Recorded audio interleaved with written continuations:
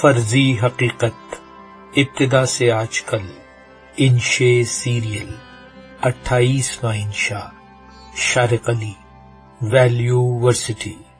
Dining hall کی کھڑکی سے دکھتا باغ کا منظر موسم بہار کی آمد کا اعلان کر رہا تھا۔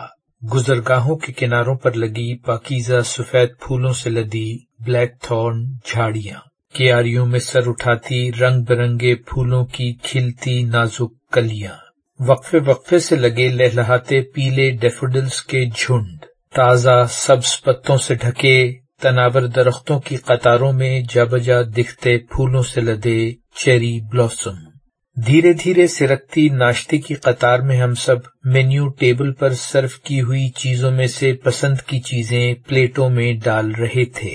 اسکریمبلڈ اور تلے ہوئے انڈے، ویجیٹیرین سوسیجز، ہیش براؤن آلو کے قتلے، بیکڈ ٹماٹر، مشروم، کروزوں، ٹوسٹ، مکھن، جیم اور چھتے سمیت منفرد انداز میں پیش کیا گیا تازہ شہد، ساتھ ہی چائے اور کافی کا انتظام بھی۔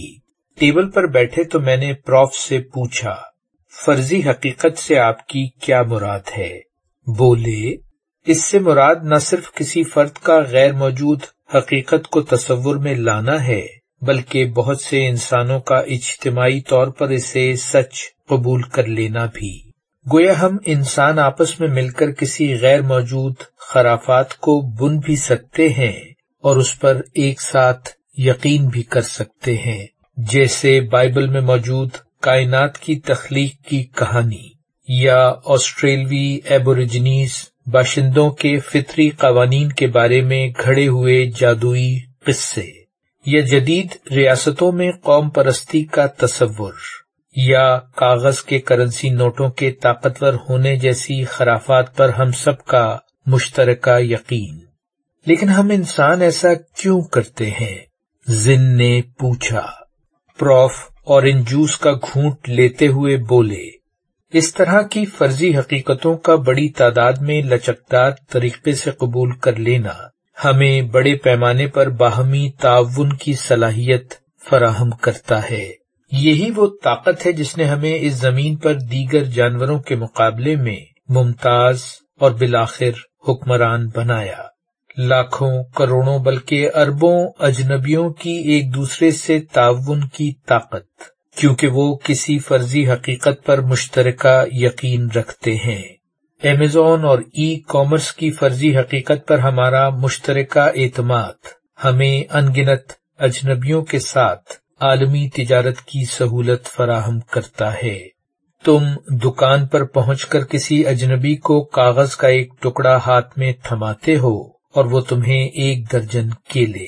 اس تعاون کی بنیاد ہے کاغذ کے ٹکڑے کی فرضی حقیقت پر مشترکہ اعتماد۔ جیک بولا، لیکن آپس میں تعاون تو جانور بھی کرتے ہیں۔ کہنے لگے، یہ سچ ہے کہ چونٹیاں اور شہد کی مکھیاں بھی بڑی تعداد میں ایک ساتھ کام کر سکتی ہیں، لیکن وہ ایسا کسی لچک کے بغیر جبلی مجبوریوں کے زیر اثر کرتی ہیں۔ وہ حالات کے تبدیل ہو جانے کی صورت میں اس تعاون کی نوعیت کو تبدیل نہیں کر سکتی۔ دیگر جانور مثلاً بھیڑیے اور چمپینزی چیونٹیوں کے مقابلے میں کہیں زیادہ لچکدار طریقے سے آپس میں تعاون کرتے ہیں، لیکن وہ یہ تعاون صرف ان کے ساتھ کر سکتے ہیں جنہیں وہ ذاتی طور پر جانتے ہوں۔ یوں یہ تعاون بہت کم ساتھیوں کے ساتھ ممکن ہوتا ہے، جبکہ ہم سیپینز فرضی حقیقتوں مثلاً سیاست، قومیت، مذہب اور معیشت پر مشترکہ اعتماد کے باعث بے شمار اجنبیوں کے ساتھ انتہائی لچکدار طریقے سے تعاون کر سکتے ہیں۔ جاری ہے۔ شارق علی ویلیو ورسٹی۔